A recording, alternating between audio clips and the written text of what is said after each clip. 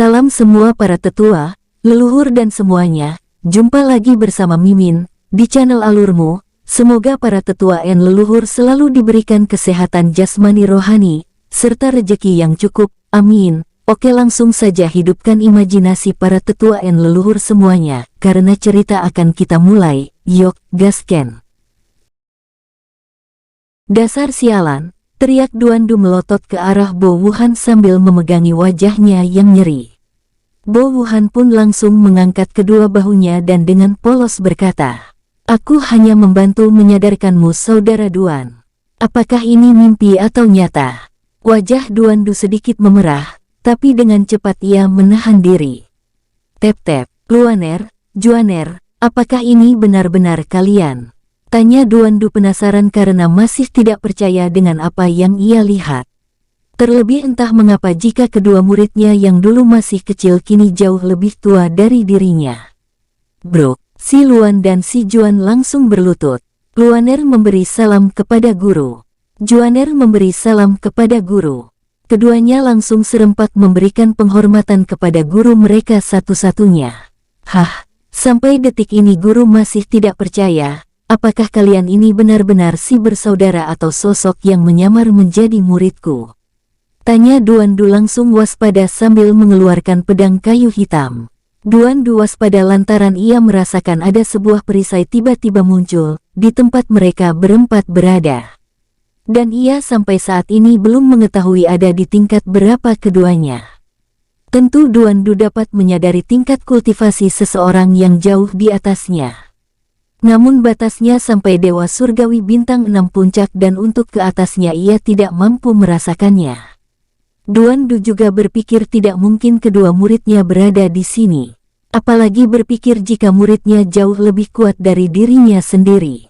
"Jadi cepat jawab siapa kalian sebenarnya?" Tanya Duandu langsung mengambil sikap kuda-kuda siap bertarung.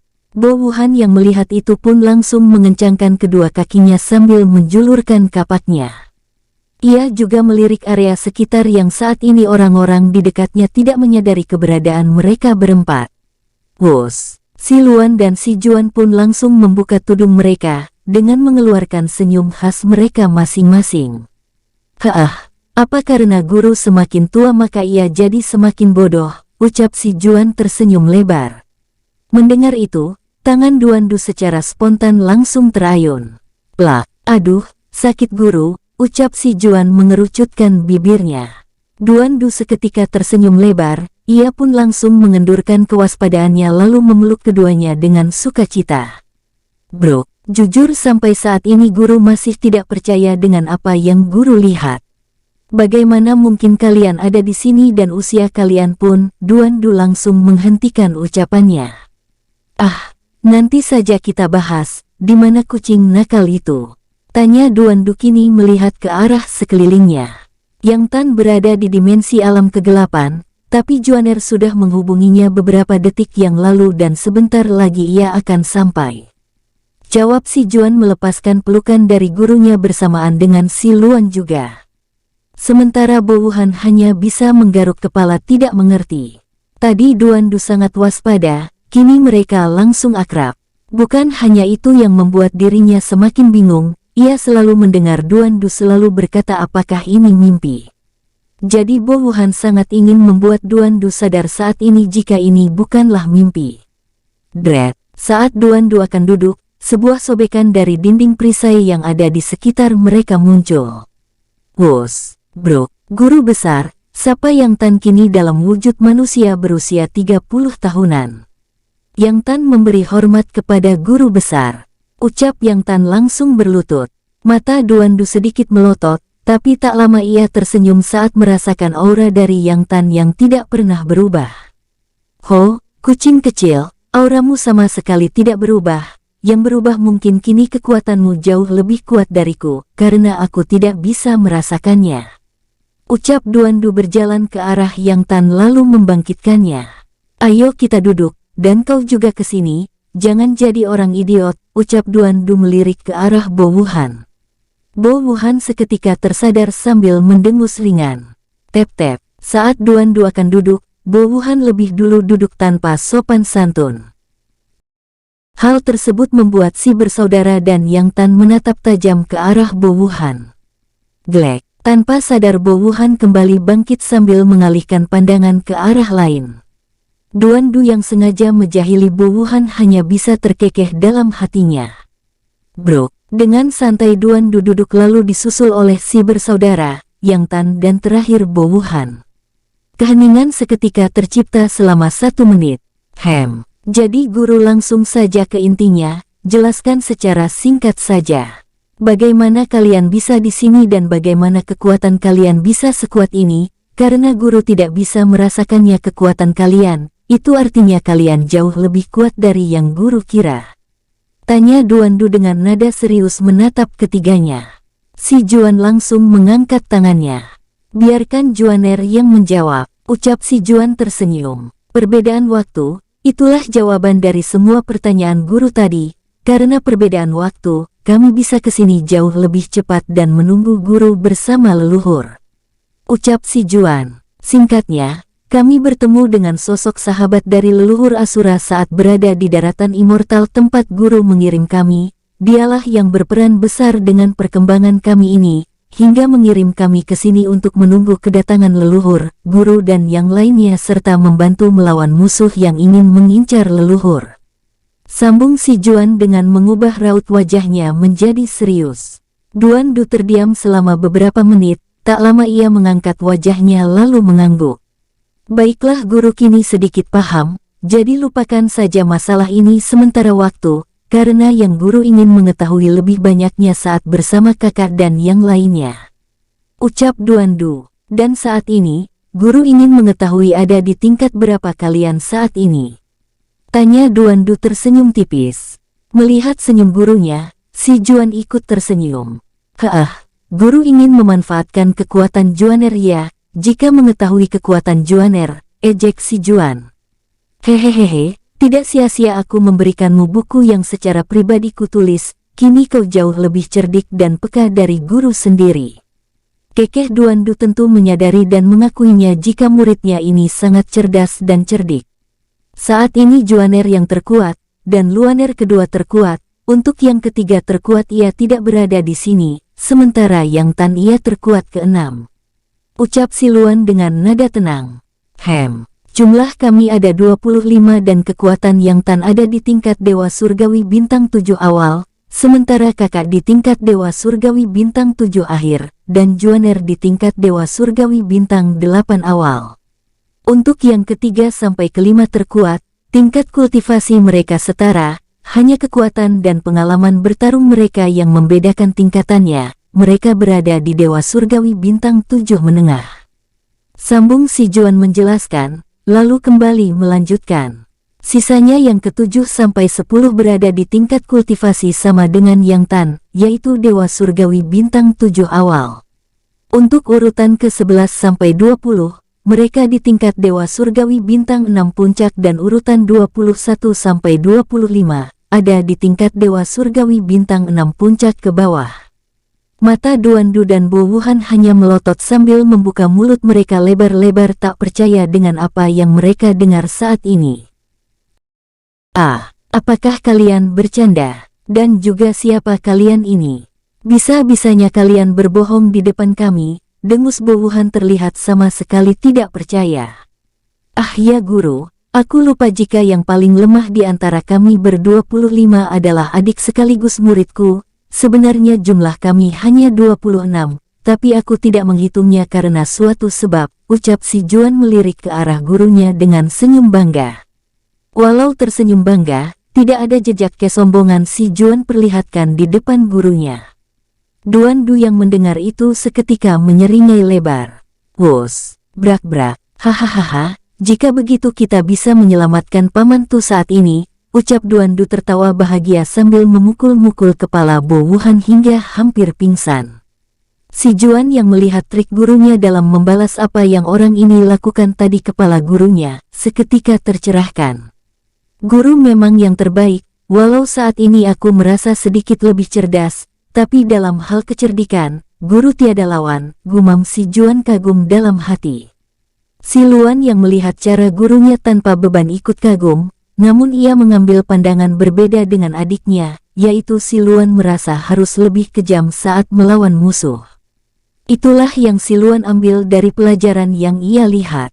Duan Du tentu tidak sadar jika apa yang ia lakukan saat ini akan membuat kedua muridnya menerapkannya di dalam sekte mereka, hingga akan membuat kekacauan yang lebih parah dari yang mereka sebabkan di masa lalu.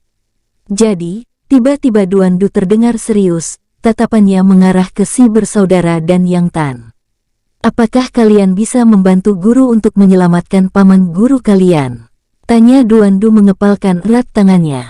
Duan Du saat ini sadar jika merasa lemah, ia seharusnya yang melindungi atau membantu muridnya, tapi saat ini berbeda terbalik.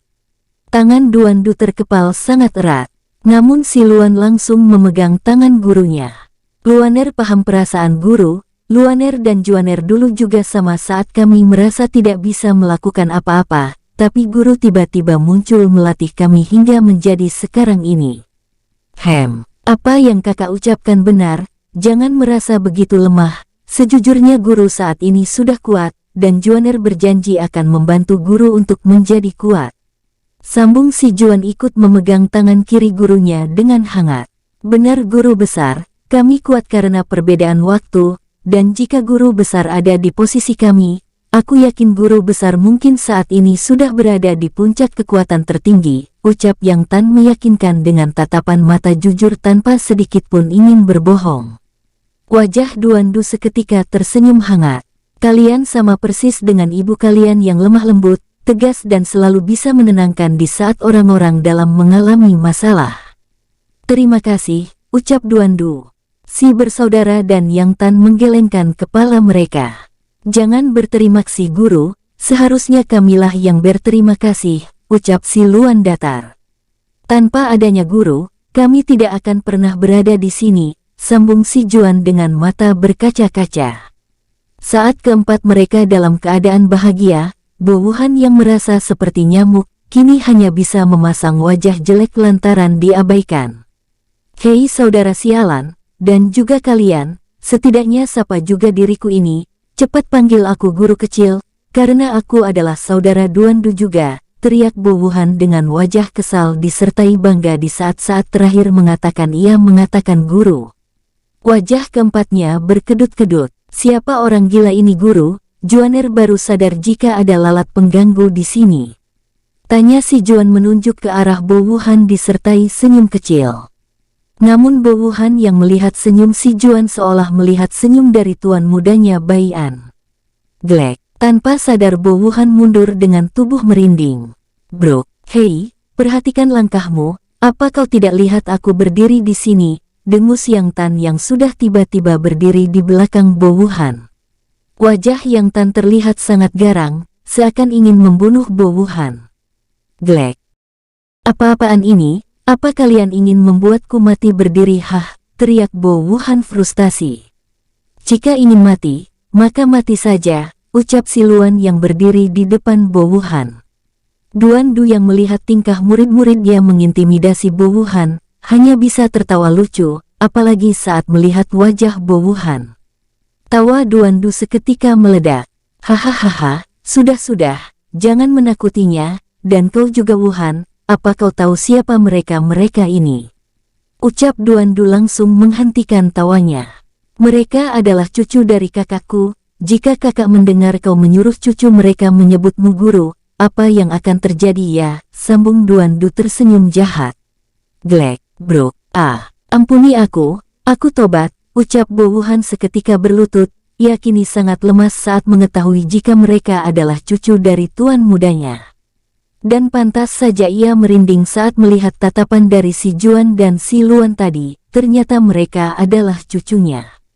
Ia juga berpikir jika buah jatuh tidak jauh dari pohonnya. Semua keturunan Bai An tidak ada yang tidak mengerikan menurutnya. Setelah puas menakut-nakuti Bo Wuhan, kini Duan Du, Si Luan, Si Juan, dan Yang Tan. Mereka langsung membahas tentang permintaan Duan Du serta mengikuti rencana dari Duan Du. Tentu saja si bersaudara akan dengan senang hati membantu guru mereka, dan mengikuti semua strategi gurunya. Mereka sangat ingin melihat secara nyata strategi dari guru mereka. Karena mereka hanya bisa membaca buku yang Duan Du buat dan menerapkan. Kini mereka berkesempatan melihatnya. Tep-tep, apa kau yakin jika kita berkeliaran bebas di kota ini tidak akan menimbulkan masalah nanti? Terdengar sebuah pertanyaan dari sosok bertopeng merah dengan angka kecil di ujung kanan topengnya. Angka tersebut bernomor 79. Kau tenang saja, walau ada anggota sekte kekacauan yang menyadari kita, mereka tidak akan bisa melakukan apa-apa di kota ini, terlebih pemimpin kota ini adalah anggota dari Tower. Jawab salah satu sosok bertopeng merah dengan nomor 71. Lalu kita apakan orang ini? Tanya nomor 78. Kau sadar bukan, jika orang ini adalah anggota dari orang yang akan kita buru, jadi kita akan memancing mereka. Aku yakin jika cukup cerdas, terlebih aku sengaja meninggalkan bukti, yaitu membiarkan Master Sekte Pedang Cahaya hidup. Jawab sosok bernomor 71 disertai senyum lebar di balik topengnya. Jika begitu, satu-satunya cara untuk memancing mereka yaitu dengan lelang ya, gumam sosok bernomor 75 lalu melanjutkan. Apa sebaiknya kita tunda dulu? Kita harus menunggu petir hitam dan petir merah datang, karena mereka adalah pemimpin kita. Aku rasa itu tidak perlu, mereka sudah di sana menunggu kita, ucap sosok bernomor 72 menunjuk ke arah sebuah gedung berlantai 10. Tepatnya ia menunjuk ke arah lantai 10, di mana dua sosok bertopeng merah dengan jubah hitam dan merah menunggu kedatangan mereka. Ayo kita ke sana. Ajak sosok bertopeng bernomor 76. Mereka pun melangkah sambil membawa Tulong yang sebenarnya sudah tersadar. Namun ia terlihat pura-pura pingsan dan saat ini ia sadar akan situasinya sehingga memaksakan dirinya untuk berpikir jernih, berbeda dengan beberapa waktu lalu saat ia selalu barbar. Sialan orang-orang ini, semoga saja tuan muda dan bocah itu tidak bertindak gegabah. Walau aku sadar mereka pasti akan melakukan segala cara untuk menyelamatkanku, tapi setidaknya aku berharap mereka tidak datang menyelamatkanku, gumam Tulong dalam hati. Tulong sadar jika musuhnya kali ini jauh di atasnya, ia juga sadar jika dimensi alam dewa terlihat biasa dari luar, tapi banyak tersembunyi yang belum ia ketahui. Misalnya yang ia ketahui yang terkuat hanya Master Sekte, yaitu berada di tingkat Dewa Surgawi Bintang 6 Puncak. Tapi itu hanyalah tipuan saja, karena banyak orang-orang kuat yang sengaja menyembunyikan keberadaan mereka.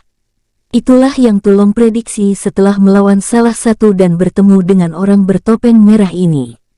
Dimensi Mixture, wus-wus. Saat ini Baian bergerak bersama Guseng menuju portal yang terhubung dengan dimensi alam surgawi. Tep-tep. Apa tuan muda yakin jika tidak apa-apa meninggalkan mereka di sana?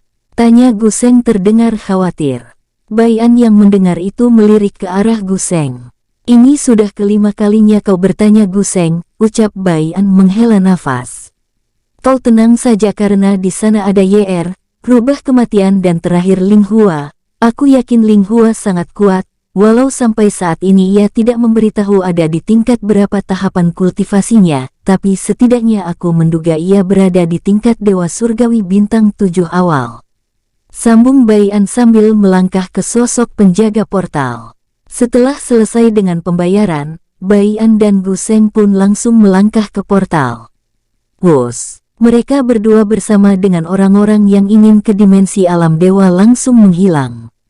Wus. Pandangan Baian dan Guseng mengarah ke sebuah kota indah saat pertama kali mereka muncul. Lebih tepatnya, portal yang berada di dimensi alam surgawi berada di pusat kota. Apa kau tahu di mana tempat kota pelelangan berada? Tanya Baian kini melangkah keluar portal. Kenapa kita ke kota itu? Bukannya kita mencari Tuan Tulong yang dibawa oleh sosok bertopeng merah? Tanya Guseng sedikit terkejut. Tep-tep, Ling Hua memberitahuku jika menurutnya orang-orang bertopeng merah ini memiliki cabang di sana, jadi kita akan mencari informasi mulai dari kota itu, jawab Baian.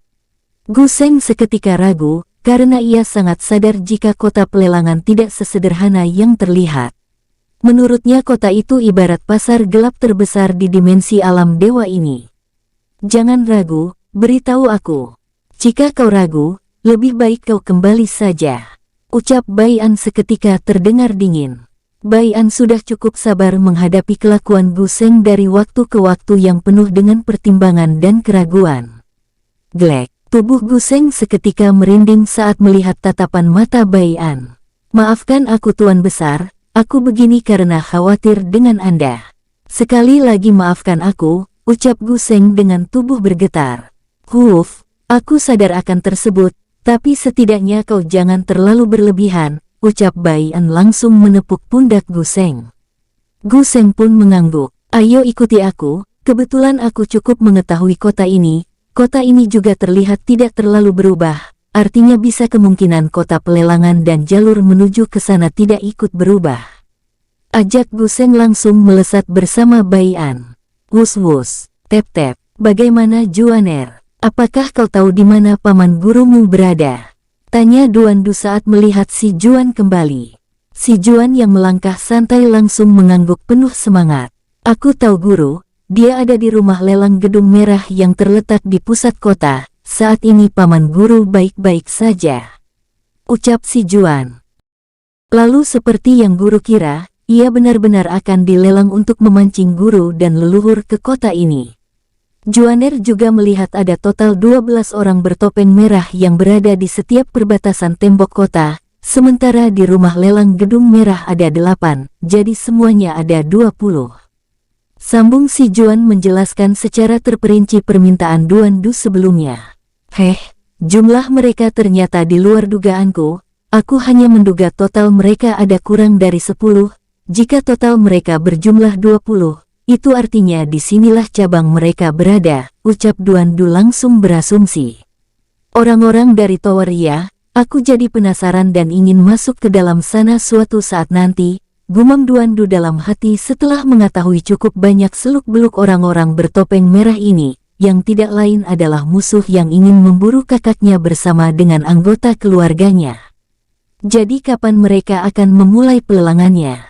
Tanya Duan Du kini melirik si Juan. 1 bulan dimulai dari hari ini, jawab si Juan. Oh, mereka cukup cerdas juga, aku yakin tidak butuh sampai 2 minggu kakak akan datang ke sini, karena aku sangat mengetahui kakak yang sebenarnya jauh lebih mengerikan dalam hal menggali informasi, ucap Duan Du. Jadi kalian pasti paham maksud dari perkataan guru bukan, ucap Duan Du melirik si bersaudara dan Yang Tan. Tapi guru jangan lupa juga jika jangan beritahu identitas kami kepada kakek, karena belum saatnya kakek mengetahui kami. Ucap si Juan sambil mengangguk. Jadi sambil menunggu kakak datang, guru meminta tolong untuk menghentikan waktu, karena guru ingin meningkatkan kekuatan guru dan ingin membuat kakak terkejut akan peningkatan guru saat bertemu nanti. Ucap Duan Du dengan senyum lebar. Aku juga sudah tidak sabar ingin menghajar paman guru kalian setelah membebaskannya. Senyum Duan Du membuat si Juan semakin menyeringai. Hehehe, tentu saja Juaner akan melakukan apa yang guru perintahkan. Juaner juga penasaran dengan apa yang guru lakukan nanti, ucap si Juan bersemangat karena mengira setiap apa yang dilakukan gurunya adalah sebuah pencerahan. Sama halnya dengan si Luan yang tidak sabar menanti datangnya hari yang gurunya maksud. Dengan cepat kakak beradik menyatukan tangan mereka, dan tak lama muncul sinar berwarna biru. Wung, sebuah bola kecil langsung muncul, tapi tak lama bola tersebut mulai membesar hingga seukuran kamar tempat mereka berada. Guru dan dia berlatihlah di sini, kami akan menunggu keluar, ucap si Juan dengan senyum lebar. Duan Du mengangguk santai, lalu tatapannya mengarah ke Bo Wuhan yang selalu diam setelah mengetahui jika si bersaudara adalah cucu dari tuan mudanya. Hei, ayolah semangat sedikit, kenapa kau jadi pengecut sekarang ini, ejek Duan Du. Bibir Bo Wuhan hanya bisa mengerucut disertai dahi basah kuyup. Kau tahu apa, jika kau ada di posisiku yang pernah jadi musuh dan disiksa, maka kau akan sadar betapa menakutkannya tuan muda dan seluruh tuan mudanya, dengus Bo Wuhan. Apa kau tidak sadar jika aku itu adiknya, ejek Duan Du. Kau mungkin mengenalku baik karena kita saudara, tapi berbeda jika kita musuh, sambung Duan Du mengubah raut wajahnya. Glek, tanpa sadar Bo Wuhan mundur 2 langkah saat melihat senyum Duan Du, dan selama ia bersama Duan Du. Baru kali ini ia melihat senyum lembut Duan Du tapi menyiratkan senyum psikopat. Aku merubah dugaanku, kali ini aku merasa semua anggota keluarga Tuan Muda sangatlah mengerikan, gumam Bo Wuhan. Tak lama wajah Bo Wuhan tersenyum-senyum sendiri layaknya orang gila. Saat ini Bo Wuhan berpikir jika ia juga harus mengerikan di mata musuh dan baik di mata keluarga. Bo Wuhan langsung membayangkan saat di mana para musuhnya merangkak di depannya, sehingga membuat Bo Wuhan semakin tersenyum lebar. Duan Du yang melirik tingkah Bo Wuhan hanya menatapnya dengan pandangan jijik. Wajahmu terlalu menjijikkan. Bisakah kau tidak memperlihatkannya di depanku, karena itu akan mengganggu meditasiku, dengus Duan Du langsung menyadarkan Bo Wuhan. Bo Wuhan pun hanya bisa cengengesan, dengan segera ia mencari tempat yang nyaman buat dirinya meningkatkan kekuatannya. Saat Duan Du dan Bo Wuhan sudah duduk, mereka berdua langsung mengeluarkan hasil jarahan mereka selama berada di dimensi mixture dan dimensi alam surgawi. Setelah memilah yang cocok untuk menambah jumlah energi serta membesarkan dantain mereka, mereka pun mulai mengolahnya dengan cara mereka masing-masing. Di luar perisai waktu, Si Luan dan Yang Tan yang melihat guru mereka telah mulai berkultivasi pun saling melirik. Ayo gabungkan kekuatan kita untuk memberikan guru energi dalam jumlah besar agar guru bisa meningkat, ucap Si Luan datar. Yang Tan pun langsung menggerakkan kedua tangannya ke arah dinding perisai. Si Luan juga tak mau kalah, keduanya pun langsung mengalirkan energi mendalam mereka masing-masing. Energi mendalam berbeda dengan energi ilahi yang cukup umum di dimensi alam dewa. Energi mendalam adalah energi yang telah diubah dari energi ilahi itu sendiri, dan bisa disalurkan ke seseorang agar bisa diserap.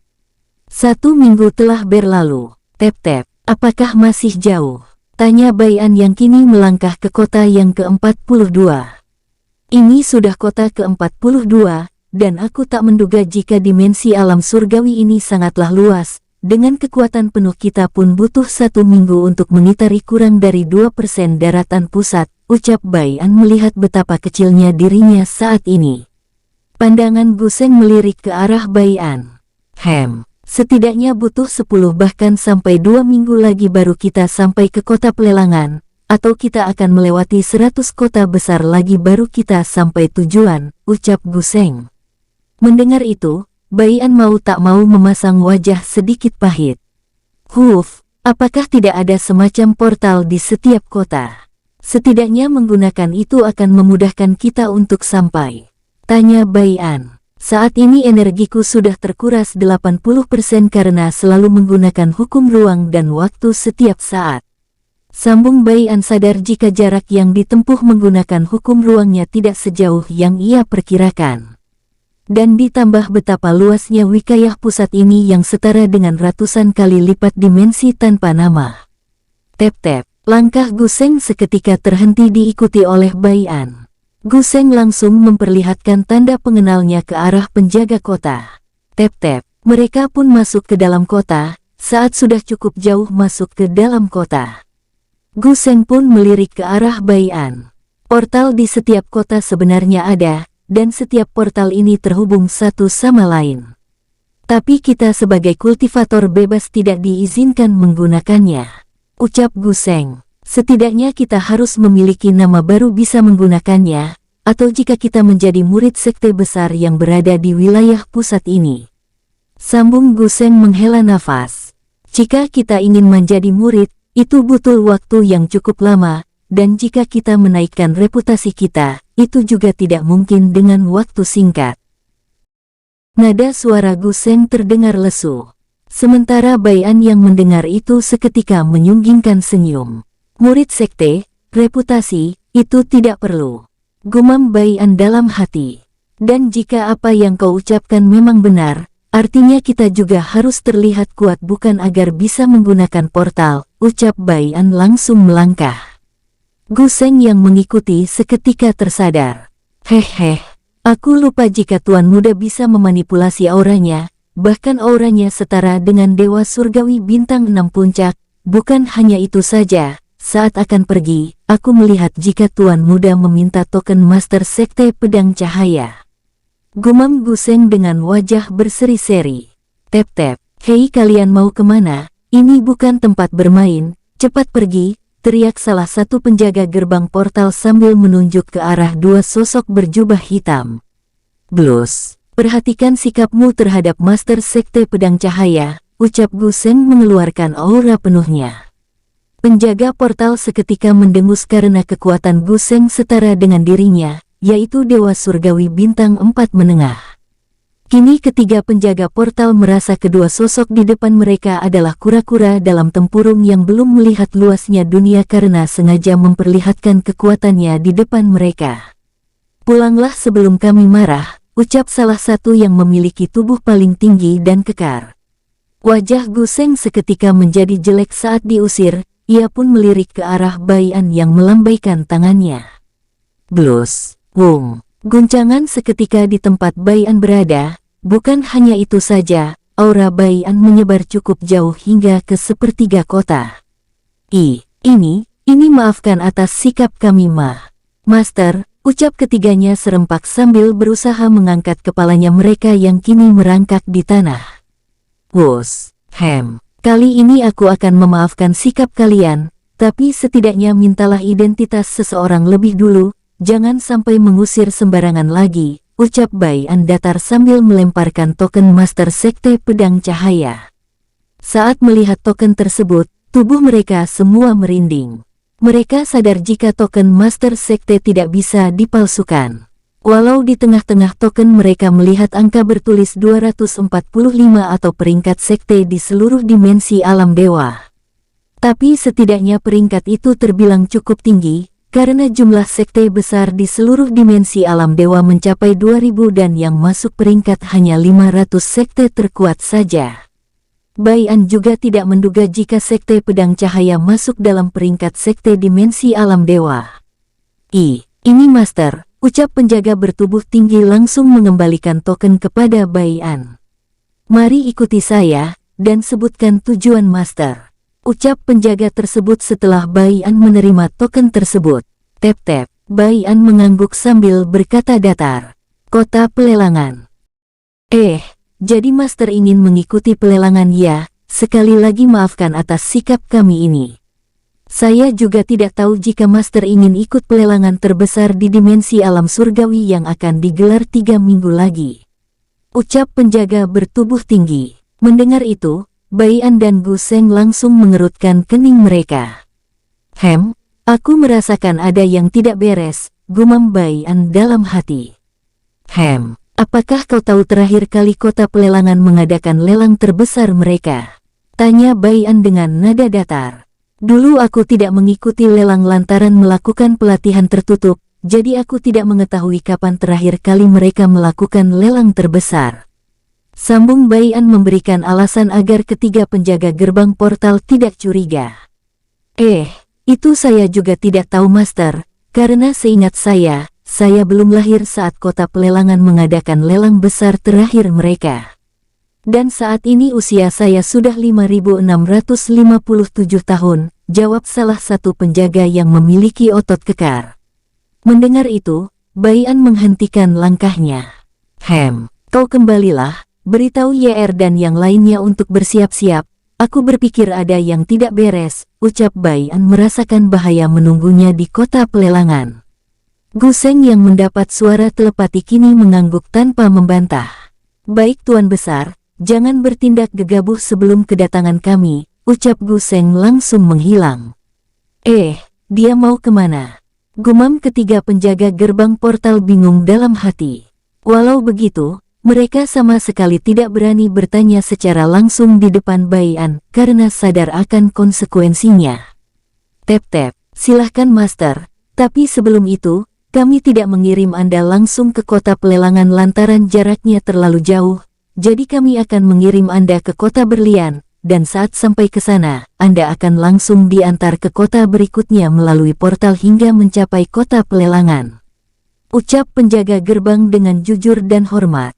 Bai An mengangguk santai karena ia sudah diberitahu oleh Gu Seng beberapa saat tadi. Anda bisa berdiri di sana, kami akan mengaktifkan portalnya, ucap penjaga gerbang portal. Tep-tep, Bai An langsung melangkah menuju sebuah lingkaran yang memiliki gambar pola unik. Setelah Bai An berdiri selama beberapa detik, ketiga penjaga portal langsung mengalirkan energi mereka dalam jumlah yang besar ke sebuah bola seukuran kepala gajah. Dret, wung. Lingkaran tempat Bai An berdiri seketika mengeluarkan cahaya putih, bersamaan dengan lenyapnya cahaya, Bai An juga ikut lenyap. Hubungi yang lain, jangan sampai mereka mengganggu tuan misterius tersebut, aku merasa kekuatannya tidak sesederhana yang terlihat. Ucap penjaga portal yang memiliki tubuh tinggi. Baik tuan muda, ucap kedua penjaga yang di samping kiri kanannya dengan hormat. Aku tak menduga jika saat dihukum menjadi penjaga gerbang, aku bertemu sosok mengerikan seperti itu, gumam pemuda bertubuh tinggi. Ia bernama Mu Yuhan, seorang jenius monster yang digadang-gadang akan menjadi jenius monster sejati dan akan menggantikan master sekte tempatnya bernaung. Dret, bom, ger. Mata Tulong langsung mengganas setelah dipukul oleh sosok pria tua yang bertugas menjaga Tulong. Hehehe. Tubuhmu benar-benar sangat kuat, padahal aku sudah menggunakan seluruh kekuatan fisikku, namun kau hanya terluka gores saja, ucap sosok pria tua kurus berjalan santai ke arah Tulong yang diikat menggunakan rantai berwarna merah. Rantai tersebut terlihat terus menyala menyerap energi dan darah Tulong. Kini terlihat kondisi Tulong sangatlah menyedihkan dengan tubuh kurus disertai banyak luka. Sudah seminggu ini ia disiksa setiap detiknya tanpa diberikan jeda. Ger, Tulong hanya menggeram menggunakan suara binatang buas yang marah. Selama seminggu ini kau tidak pernah meraung walau sudah kusiksa sedemikian rupa bersama para bawahanku, ucap pria tua kurus dengan pakaian merah tua. Aku ingin melihat apakah kau tetap akan terus keras kepala mulai dari sekarang hingga 3 minggu ke depannya sebelum kau dilelang, sambung pria tua menyeringai kejam. Wung, sebuah belati berwarna merah dengan gambar pola unik di ukirannya, muncul di tangan pria tua kurus tersebut. Celep, dengan santainya pria tua kurus menusuk dada Tulong. Walau begitu Tulong tetap tidak mengeluarkan suara apapun selain menggeram marah. Celep, celep. Pria tua kurus bukannya marah, ia terlihat semakin menikmati siksaannya hingga berhenti lantaran Tulong mengeluarkan suara. Saat waktunya tiba, aku akan menyiksamu yang melebihi siksaan neraka, bahkan jiwa pun tidak akan pernah bisa tenang. Ucap Tulong dengan darah terus menetes dari sela bibirnya dan seluruh tubuhnya. Hehehe, aku akan menantikan waktu tersebut tiba, ejek pria tua kurus menyeringai lebar. Crash. Dengan ganas pria tua kurus merobek tubuh Tulong 2 kali hingga membentuk tanda silang di dadanya. Saat pria tua menikmati siksaannya, terdengar sebuah suara langkah kaki di luar pintu. Tep-tep, ceklek, terlihat satu sosok pria bertopeng merah dengan jubah hitam muncul. Apa yang kau lakukan? Apa kau ingin membunuhnya? Aura dari sosok bertopeng merah dengan jubah hitam seketika keluar, dan mengarah ke pria tua kurus tersebut. Bro, ampuni hamba tuan, ucap pria tua kurus langsung berlutut dengan tubuh bergetar hebat. Walau begitu, ia terlihat mengeluarkan senyum tipis karena sudah cukup puas menyiksa Tulong. Kali ini akan kuampuni kau, dan obati dia sebelum ia kehabisan darah, ucap sosok bertopeng merah dengan jubah hitam. Tep-tep, sebelum menghilang, tatapan sosok bertopeng merah tersebut mengarah ke Tulong yang tetap tenang tanpa merintih atau mengeluarkan suara. 3 hari telah berlalu dengan cepat. Tep-tep, kini Bai An muncul di gerbang portal kota pelelangan. Saat Bai An melangkah, ia merasakan ada beberapa sosok mengawasinya. Benar dugaanku jika ini jebakan, gumam Bai An langsung mengetahui jika dirinya digiring masuk jebakan menggunakan saudaranya Tulong. Walau begitu, Bai An terlihat tidak peduli. Dengan santai ia melangkah menuju warteg yang ada depan pandangannya. Tep-tep, bro, maafkan saya tuan, ucap sosok pemuda yang menabrak Bai An. Bai An hanya mengerutkan keningnya karena ada sebuah kertas kecil di tangannya saat ini. Tidak apa-apa, ucap Bai An sedikit mengerti. Terima kasih, ucap pemuda tersebut melangkah pergi. Bai An yang melihat pemuda tersebut pergi, kembali melangkah ke warteg. 1 jam kemudian, setelah menikmati hidangan dan membaca pesan dari kertas, Bai An langsung bangkit. Kedai utara dan tidak terlalu jauh dengan rumah lelang Gedung Merah yang mengadakan acara lelang kurang lebih 20 hari lagi, gumam Bai An langsung pergi. Bai An tentu pergi, karena di dalam kertas ada nama dari adiknya yaitu Duan Du. Ia tentu berpikir tidak mungkin ada yang mengetahui nama adiknya di dimensi alam surgawi ini, karena ia pertama kalinya ke sini. Bagaimana? Apakah kau sudah memberikan yang aku suruh? Tanya si Juan mengarah ke sosok pemuda yang menabrak Bai An tadi. Sosok pemuda tersebut langsung menyentuh kepalanya. Sebuah topeng langsung terangkat. Sudah guru, kebetulan saat menabrak leluhur guru besar, aku melihat ada 3 dari mereka yang mengawasinya. Ucap Heng Yu atau yang memiliki nama asli Lan Yu Heng. Oh, mereka cukup berani juga mengawasi kakekku saat aku berada di sini. Ucap si Juan tersenyum menyeringai. Tep-tep, kau jangan kemana-mana, ingatlah janji kita dengan naga berlian langit, kita tidak boleh terlalu mencampuri urusan kakek, karena itu bisa membuat perkembangannya terhambat lantaran mengetahui kita cucunya membantunya. Ucap si Luan langsung menghentikan langkah si Juan yang akan pergi. Si Juan seketika terdiam. Hais, saking semangatnya ingin menemui kakek, aku sampai lupa dengan janji kita. Ucap si Juan kini cengengesan sambil menggosok-gosok hidungnya. Tapi jika kita tidak boleh terlalu membantu kakek, maka yang lainnya tentu saja boleh bukan, sambung si Juan yang terlihat tidak kehabisan akal. Wajah si Luan hanya memasang wajah datar sambil menatap adiknya. Hanya kau yang paling mengetahuinya, lakukan saja sesukamu, tapi ingat, jangan berlebihan dalam membantu kakek, dan aku hanya memperingati saja. Jika kita terlalu bergerak, mereka yang berasal dari tower akan ikut bergerak juga. Jadi bantu kakek saat di kondisi kritis saja. Tanpa menunggu balasan dari si Juan, si Luan langsung menghilang dari tempatnya berdiri. Terlihat wajah si Juan cemberut. Ia kini mengingat janjinya dengan naga berlian langit. Flashback. Akhirnya kalian datang juga ke dimensi alam dewa ini. Perlu kalian ketahui, aku sudah lama menunggu kalian.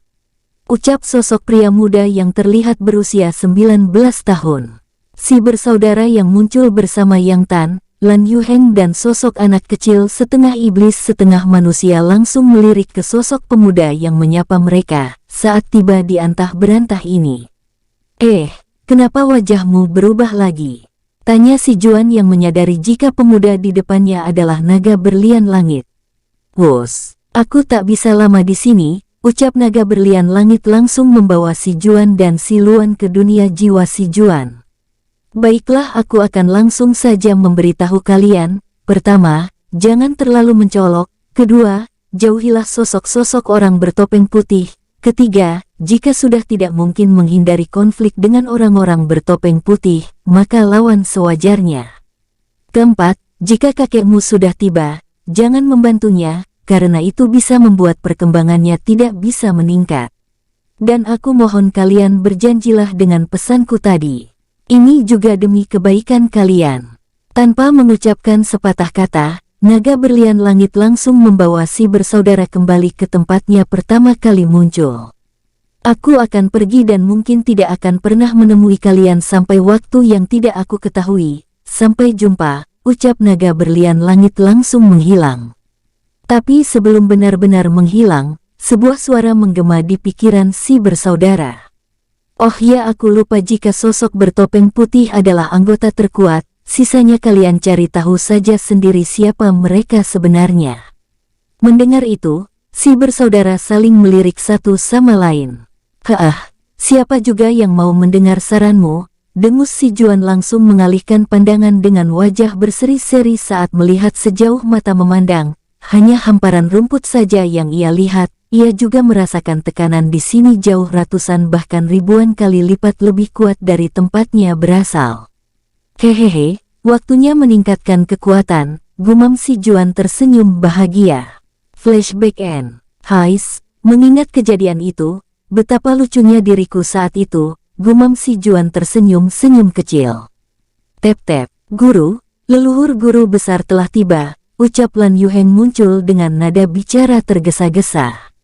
Pandangan si Juan mengarah ke Lan Yuheng. Arahkan kakek ke tempat guru berada. Ucap si Juan memberi perintah Lan Yuheng. Lan Yuheng langsung menghilang dari tempatnya. Wus, tep-tep, Baian yang akan melangkah masuk ke dalam kedai, kini mengedarkan sedikit kesadarannya.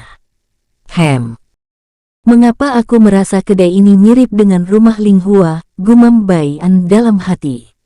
Tep-tep, maaf tuan, apakah Anda tuan muda Baian? Tanya sosok pria tua dengan handuk di pundaknya. Ah ya, maaf, apakah Anda pemilik kedai? Jawab Baian sambil bertanya setelah disadarkan oleh pria tua yang tiba-tiba sudah ada di depannya. Benar tuan muda, silahkan ikuti saya, tuan muda Duan dan tuan muda Wuhan ada di dalam dan sedang melakukan kultivasi tertutup. Tapi saya bisa membawa tuan muda Bai ke tempat mereka, jawab pria tua dengan seutas senyum lembut. Segera pria tua tersebut membawa Baian setelah mendapat persetujuan. Tep-tep, terlihat Baian melihat sekelilingnya dan ia semakin tertarik dengan struktur kedai ini yang terlihat sebuah markas. Sekitar 1 menit Baian diajak menelusuri kedai hingga terhenti di sebuah kamar paling ujung. Apakah di sini? Tanya Baian mengerutkan keningnya lantaran kesadarannya tidak bisa melihat maupun merasakan apa-apa. Ceklek, wus. Pria tua tersebut tidak menjawab, ia langsung membuka pintu. Ini, ucap Baian sedikit terkejut saat melihat perisai waktu. Tentu ia tahu dari bentuk maupun polanya. Silahkan masuk jika tuan muda Bai ingin meningkatkan kekuatan Anda, saya mohon izin untuk pamit, ucap pria tua melangkah pergi tanpa menunggu respon dari Baian.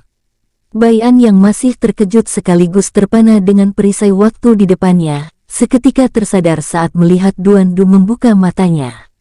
Blus, akhirnya, butuh 3000 tahun lebih untuk mencapai Dewa Surgawi bintang 6 awal, gumam Duan Du tersenyum lebar. Kakak, ucap Duan Du seketika bangkit. Tep-tep, seolah tidak memiliki batasan, Duan Du melewati dinding perisai. Kapan kau tiba? Tanya Duan Du dengan nada bersemangat. Baru ini, bahkan aku belum masuk, tapi kau sudah sadar lebih dulu, jawab Baian tersenyum hangat saat merasakan aura dari adiknya yang telah meningkat. Hehehe, melihat senyum kakak pasti sudah sadar ya, kekeh Duan Du. Aku memang tidak bisa menyembunyikan apapun dari muka. Sambung Duan Du menggaruk-garuk kepalanya yang tidak gatal.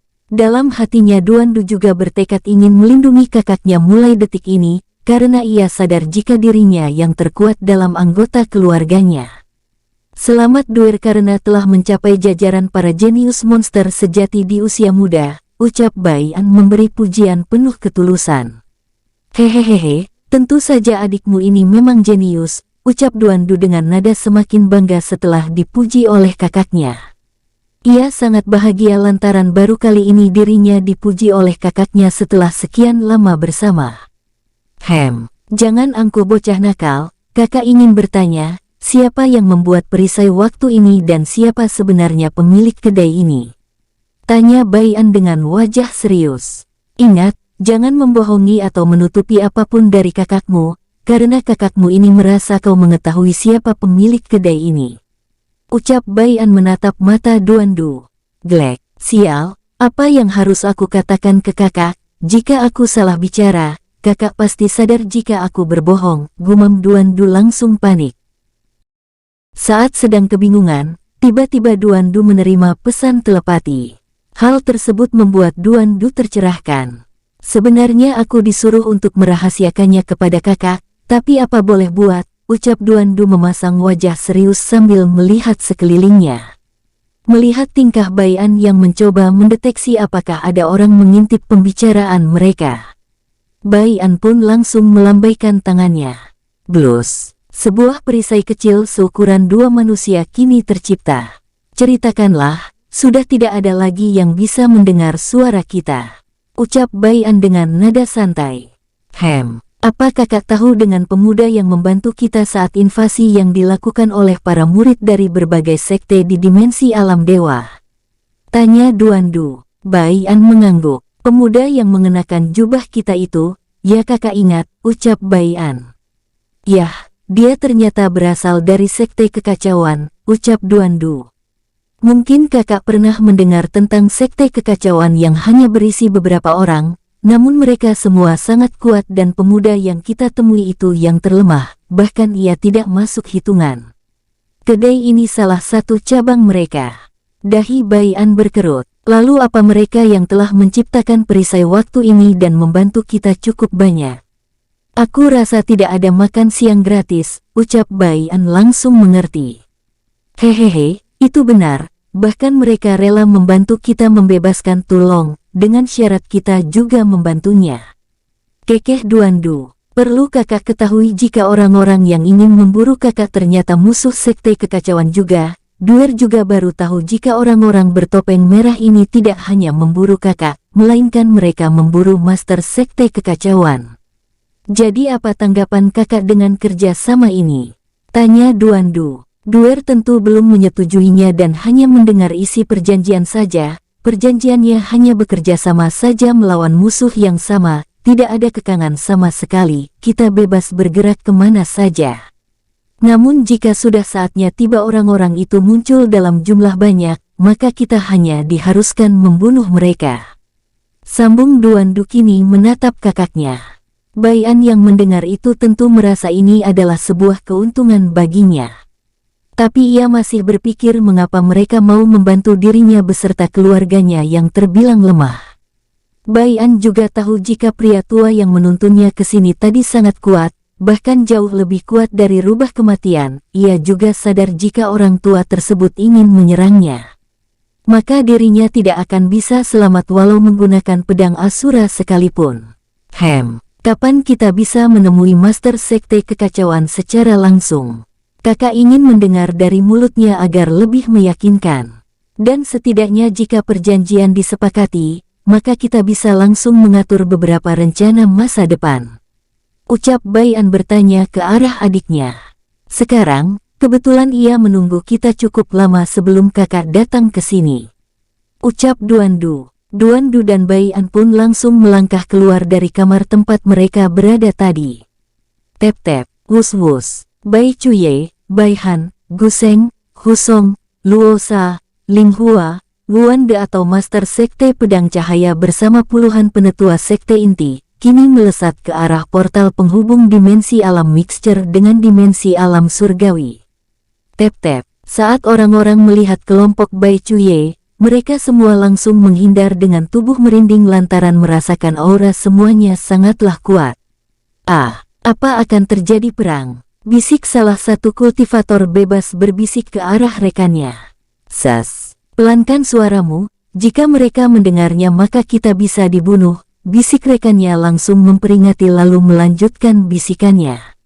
Mungkin akan terjadi perang, karena wajah orang sangat familiar. Ia tidak lain Master Sekte Pedang Cahaya dan orang-orang di belakangnya aku meyasa mereka adalah penetua inti Sekte Pedang Cahaya. Mendengar itu, rekannya yang pertama kali bertanya kini tersenyum lebar. Jika begitu, ini akan jadi berita besar. Bukan hanya kedua kultivator bebas itu yang berbisik-bisik, setiap orang yang melihat kelompok Bai Cuye melakukan hal yang sama dan berpikir akan terjadi perang besar antar sekte. Tapi sampai saat ini mereka berpikir-pikir, sekte mana yang akan kelompok Bai Cuye ini serang, masih menjadi pertanyaan bagi mereka. Sementara kelompok Bai An yang tentunya mendengar setiap bisikan orang-orang yang mereka lewati hanya acuh. Tep-tep, tak lama kelompok Bai Cuye pun sampai di portal antar dimensi. Kini pandangan Bai Cuye mengarah ke Master Sekte Pedang Cahaya dan yang lainnya. Ingat, setelah sampai dimensi alam surgawi, kalian langsung membentuk kelompok paling banyak berjumlah 6 orang. Ini kita lakukan agar tidak mengundang kecurigaan pihak-pihak tertentu yang berpikir jika kita menginginkan perang. Ucap Bai Cuye terdengar datar. Master Sekte Pedang Cahaya langsung mengangguk mengerti. Kau tenang saja Tuan Muda Ye, aku sudah membentuk kelompok mereka masing-masing. Baiklah jika begitu, mari kita berangkat, ajak Bai Chuye melirik ke arah kakaknya yang paling depan. Tidak jauh dari gerbang portal antar dimensi, terlihat sosok berjubah biru mengintai kelompok Bai Chuye dengan seutas senyum lebar.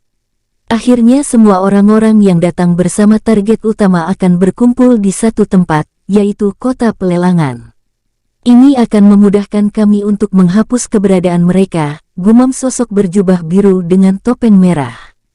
Wus, sosok berjubah biru langsung lenyap dari tempatnya berdiri, ia merasa tugasnya dalam mengawasi mereka secara diam-diam, tanpa bisa dideteksi oleh anggota sekte kekacauan sudah selesai. Mengapa kau melarangku membunuh mata-mata tadi? Kau tahu jika kita membiarkannya pergi, maka akan terjadi bahaya yang menanti kita.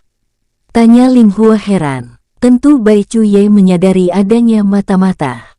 Tapi ia tetap diam seolah tidak mengetahui apa-apa. Itu karena ia juga umpan kita, jawab Bai Chuye langsung menggerakkan kedua tangannya. Wus, tak lama muncul inti darah Bai Chuye yang membentuk tanda panah. Aku rasa kau paham maksudku bukan? Ucap Bai Chuye datar. Ling Hua yang melihat itu mau tak mau terkejut. Kapan kau menandai orang itu? Tanya Ling Hua bingung, itu karena sedari awal mereka selalu bersama tanpa berpisah saat di perjalanan. Tapi tak lama ia tersadar jika di sini ada satu anak kecil yang tidak ada, ia tak lain rubah kematian. Di mana rubah nakal itu? Apa dia yang melakukannya? Tanya Ling Hua. Aku rasa ia tidak akan bisa karena aku mengetahui sifatnya yang selalu ceroboh. Sambung Ling Hua menatap ke arah Bai Chuye. Kau akan tahu saat waktunya tiba, ayo masuk, yang lain sudah pergi dari tadi, ajak Bai Chuye langsung melesat ke pola lingkaran yang masih bercahaya. Wus-wus, Ling Hua dan yang lainnya pun langsung menyusul masuk ke dalam lingkaran cahaya. 2 minggu telah berlalu dengan begitu cepat, tanpa terasa saat 1 minggu lagi akan diadakannya acara lelang terbesar kelima dalam sejarah dimensi alam dewa. Kini banyak sekali ahli-ahli tersembunyi maupun para master sekte besar terkenal berdatangan ke kota pelelangan. Kota pelelangan yang biasanya cukup banyak penghuninya kini terlihat sangat padat. Saking padatnya, banyak kultivator bebas maupun anggota sekte dari berbagai wilayah membangun kemah di luar kota.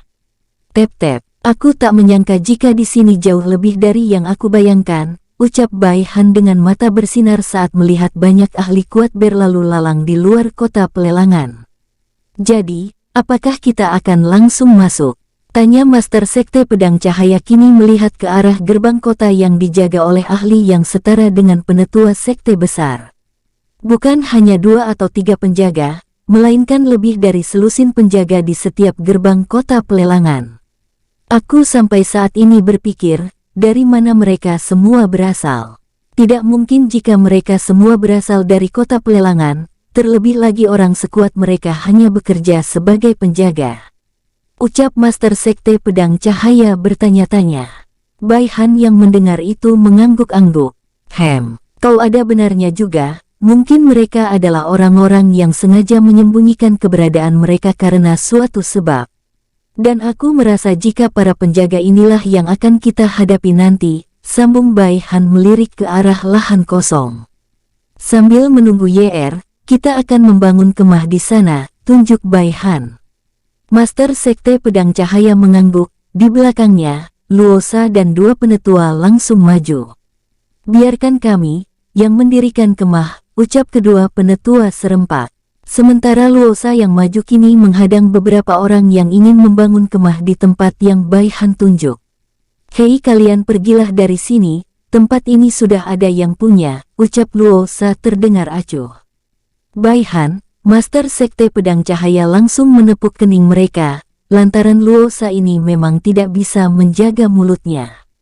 Si mulut kasar ini, aku sudah memberitahunya untuk tidak mengeluarkan suara, gumam Bai Han terdengar menghela nafas.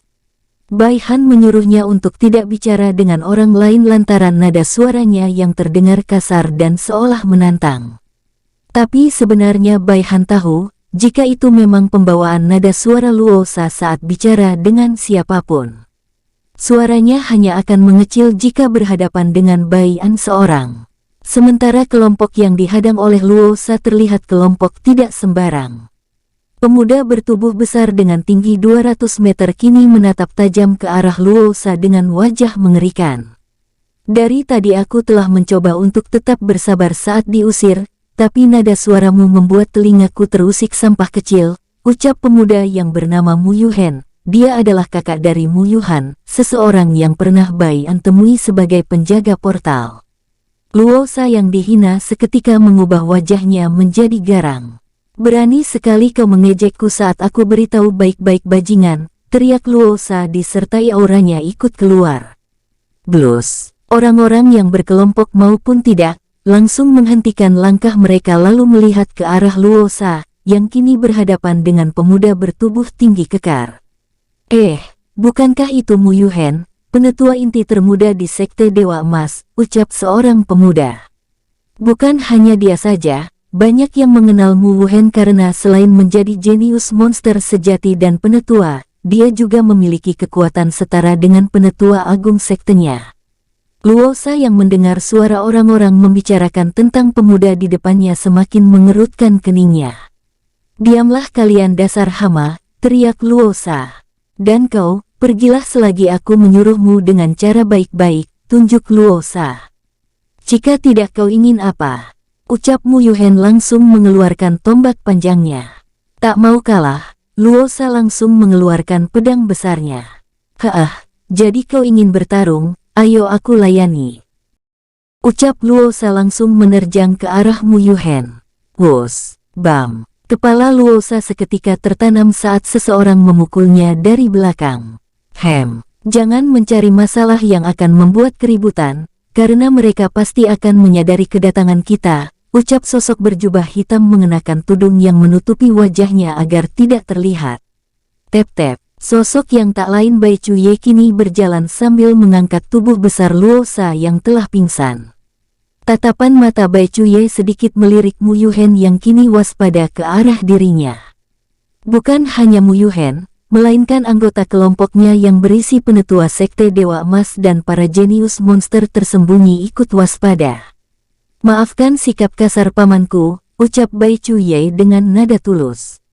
Sebagai kompensasi, ambillah wilayah kosong itu, kami akan menjadi lahan lain, ucap Bai Chuye langsung menghubungi kakaknya dan Master Sekte Pedang Cahaya, melalui telepati untuk pergi dari sini lantaran tempat mereka berdiri sudah ramai.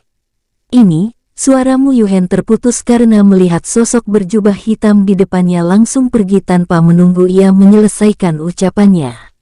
Walau sedikit kesal karena diabaikan, ia juga terlihat bersemangat lantaran menemukan sosok kuat dan masih muda seperti dirinya, yang akan ia buat alasan untuk semakin kuat lagi. Sementara Bai Chuye tanpa menunggu waktu lama, kelompok Bai Chuye langsung bergerak menjauhi kepadatan kemah-kemah yang ada di luar kota pelelangan. Wus-wus, tep-tep, kak, aku sudah tahu di mana lokasi ayah dan paman Duan. Mereka ada di pusat kota yang tidak jauh dari rumah lelang yang akan mengadakan acara lelang. Lokasinya pastinya adalah sebuah kedai dan satu-satunya kedai, jadi sangat mudah mencarinya, ucap Bai Chuye. Jadi kakak bersama Luosa dan para penetua pergilah ke sana, gunakan juga ini saat akan diperiksa penjaga, maka mereka akan langsung membiarkan kalian lewat tanpa diperiksa maupun dimintai bayaran. Sambung Bai Chuye mengulurkan belati berwarna merah dengan pola unik. Bai Han langsung mengambilnya. Lalu kau tidak akan ikut kakak masuk? Tanya Bai Han melirik adiknya. Ada urusan yang YR selesaikan dulu di sini bersama Master Wuande. Jadi YR akan menyusul setelah urusan kecil ini selesai, ucap Bai Chuye mengangguk. Baiklah jika begitu, kakak akan berangkat sekarang, tapi sebelum itu kakak akan bertanya. Apakah yang lainnya masih di luar kota atau sudah masuk ke dalam? Tanya Bai Han. Nyonya Linghua dan yang lainnya sudah masuk lebih dulu, hanya kita saja yang masih berada di luar, jawab Bai Chuye. Jadi begitu, baiklah, tapi tetaplah berhati-hati, kakak tidak akan memaafkan diri kakak jika kau kenapa-napa, ucap Bai Han langsung memeluk adiknya. YR akan selalu berhati-hati, ucap Bai Chuye. 5 menit telah berlalu, setelah kepergian kakaknya, kini Bai Chuye melirik Master Wuande. Ayo, Bian sudah menunggu kita dari tadi, ajak Bai Chuye langsung bergerak semakin menjauhi kota pelelangan. Wus-wus. Bersambung, terima kasih untuk semua para tetua, leluhur semuanya yang sudah setia bersama alurmu. Jangan lupa juga jauhi permainan 4 skater yang menyesatkan, agar keluarga para tetua tetap aman dari masalah. Kita lanjut episode selanjutnya ya, hehehehe.